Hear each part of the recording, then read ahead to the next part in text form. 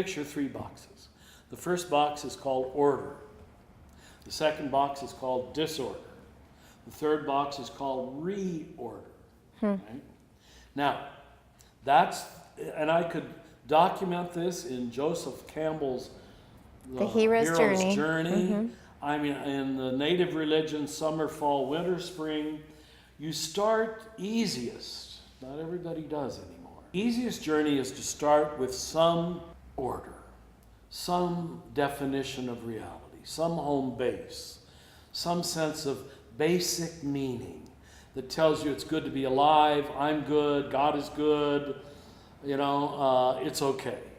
It makes it so much easier. I grew up that way in Kansas, of all places. It couldn't have been a much more ordered universe. We were all Catholic, we were all white, we were all American, we lived in the heart of America. I mean, God just set me up. You're at the top of the hierarchy. Yeah.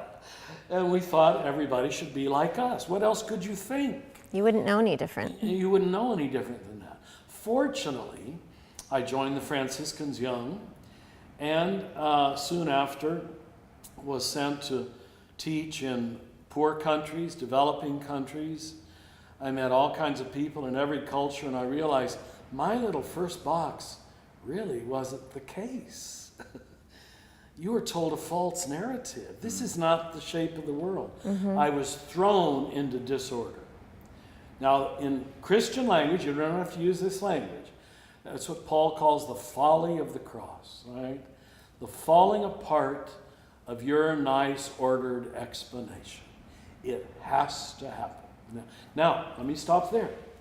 A lot of people, millennials now, postmoderns, people who've been in any way abused, excluded, rejected, poor by any criteria, they begin in the second box. This is a much harder way to grow up, where from day one there is no order. I never knew who my dad is. I don't know if my mother is coming home tonight. Do you understand? It's very disorienting. Completely disordered world, Now, here's the thing. All religions are talking about getting us to the third box, reorder. But there's no nonstop flight from the first box to the third box. That's what conservatives think there is. That they can just keep staying in the first box.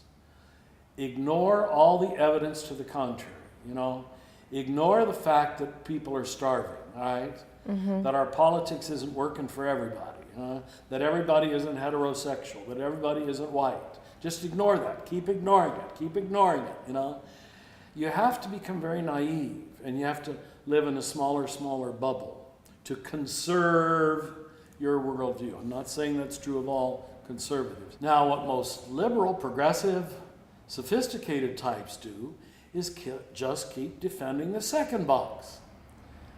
My definition of order is there is no order, and don't you dare try to put any on me. It's cynicism that I'm invested in. Do you understand? Cynicism as a way of life. Skepticism as a way of life. Laughing at Christianity. Laughing at any religion. Laughing at anybody who still has their mythological, tribal dances or something. Oh, these are superstition. Actually, they might be working for those people. You're judging it from your later level, you see. And I know you understand this. So what second level people, the disorder box people, have to do, and this is hard for them. I was jail chaplain for 14 years in Albuquerque. And almost everybody in the jail was raised in the second box. And what they were all doing during their time in jail was trying to go back to the first box. The first box they never had. And they're all into fundamentalist Christianity, legalistic Christianity. Give me order. Give me explanations. And I can't take that away from them. I don't need it. I internalized order before I was 14. Lots of order. Too much order. I know the laws. I know how to keep the laws. I know the meaning of the laws. I learned plenty of impulse control. I know how to be on time. Do you understand? I know how to be a good Boy Scout. So that for me isn't virtue anymore. That's what Paul is saying, by the way, in Romans and Galatians.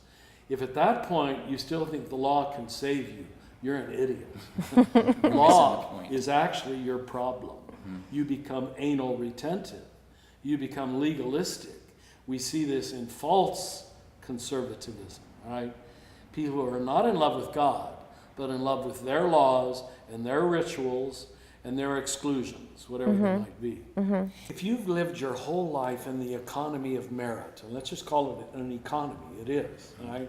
It's a quid pro quo. I'm not comfortable unless I get payback, positive and or negative. You'd actually prefer a world of punishment. You'd feel good, beat me, because I need to undo my sin somehow. Do you understand? To be transferred to the economy of grace is uniquely the work of God. I think to be transferred to the kingdom of grace, normally you have to have found some issue in your life that you cannot resolve by your own dualistic thinking.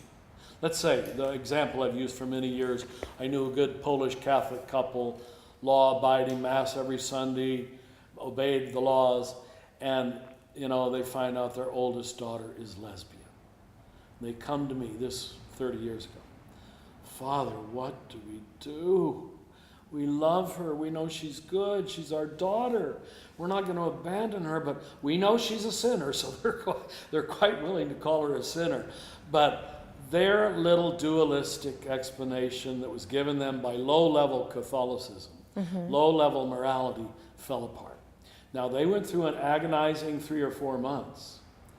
But if you go back there today, they're one of the most loving, inclusive, compassionate, wise Polish Catholics on the scene. Do you understand? And you have to have a crisis. That's the folly of the cross. And that crisis, that experience that they had, they were in their first box. That was their initiation that was their into the second box. box. That was the disorder. Right. Wait a second, this doesn't fit in our system.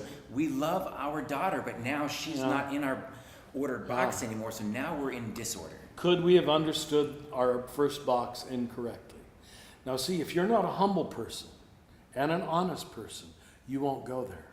You will hold on to your explanation, all evidence to the contrary, even if it means rejecting our daughter, you understand, and becoming a hard-hearted person. And that's all too prevalent. This is what Jesus calls Pharisaism. It's in every religion. These are the people who killed Jesus. You are so invested in your explanation of black and white, true and false, that you lose your heart. You give up your soul. For the sake of your head, it's always localized in the head. Let me say that very strongly. Religion all moves up into the top 3 inches of your body, and faith is all head beliefs. And you will insist that God impose your order on the universe, and condemn lesbians to hell, because that makes you feel comfortable, I guess. I don't know why. It was in your box. It allows you to remain in your box. They can't see the narcissism in that, the intense narcissism, and the closing off, not just from the heart, but basically from the body. If you see such people, they're usually disconnected to their bodies and their heart. And I've always, as a Christian, if the Word became flesh, you would think we would have a really positive body theology, earth care theology. This is where God is hiding and revealing God's self. But we don't. We by and large don't. And so you can see heady Christians. They're usually disconnected, even resentful of any heart language or any body language.